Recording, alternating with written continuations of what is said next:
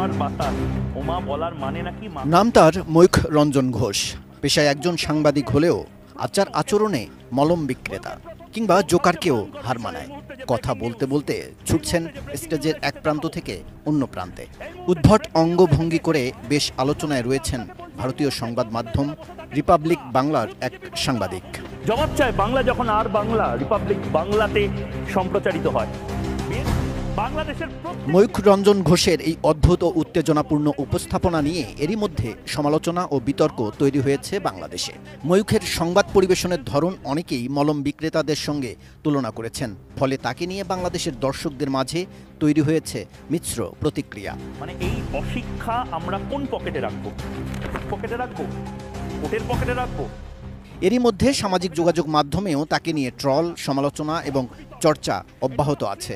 বাংলাদেশে ময়ূখের সংবাদ পরিবেশনকে অতিরঞ্জিত এবং নাটকীয় বলে আখ্যা দেয়া হয়েছে।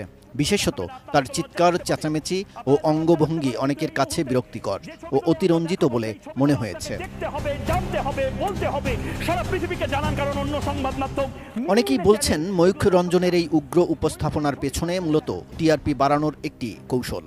রিপাবলিক বাংলা চ্যানেলটি বিজেপিপন্থী সংবাদ মাধ্যম হিসেবে পরিচিত এবং তাদের মূল উদ্দেশ্য হল যে কোনো উপায়ে দর্শকদের দৃষ্টি আকর্ষণ। ভারতের এবং বাংলাদেশের সবচেয়ে বড় যে হলোকাস্ট এই রাজাকাররা করেছিল, পাকিস্তানিরা করেছিল, তা নিয়ে একটা বিদেশি সংবাদ মাধ্যম একটা লেখা লেখে না।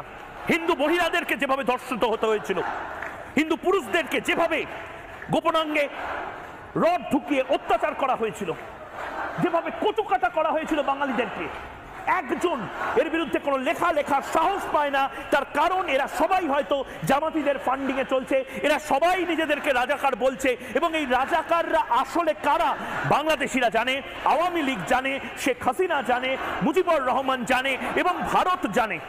এই ইডিওটিক, এই অর্ধশিক্ষিত মূর্খ কিছু বুদ্ধিজীবী এবং কিছু উদার মনস্ক নিজেদেরকে ভাবেন, তারা হয়তো জানেন না।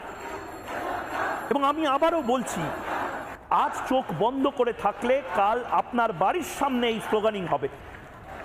কারণ এই ব্যক্তিগত জনপ্রিয়তা ও চ্যানেলের টিআরপি বৃদ্ধি করার চেষ্টা করেন বলে অনেকের ধারণা। দেখুন, জাতীয় সঙ্গীত আপনাদের বদলে ফেলবেন। আপনারা কি তৈরি করতে চান নতুন?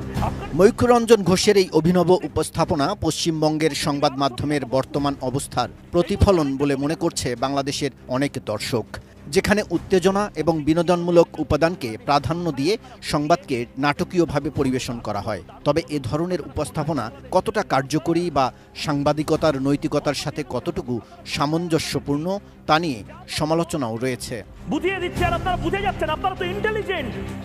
ময়ূখ রঞ্জন ঘোষের উপস্থাপনা দর্শকদের একাংশের কাছে বিনোদনমূলক হলেও অনেকের মতে এটি সাংবাদিকতার প্রকৃত মান ও গুরুত্বকে ক্ষুণ্ণ করে। তার অস্বাভাবিক উপস্থাপনা শৈলী পশ্চিমবঙ্গ এবং বাংলাদেশের সংবাদ জগতে একটি হাস্যকর নতুন ধারার সৃষ্টি করেছে। এটি মূলত চমকপ্রদ এবং অস্বাভাবিক সংবাদ পরিবেশনার উপর ভিত্তি করে তৈরি বলে মনে করছেন দর্শকরা।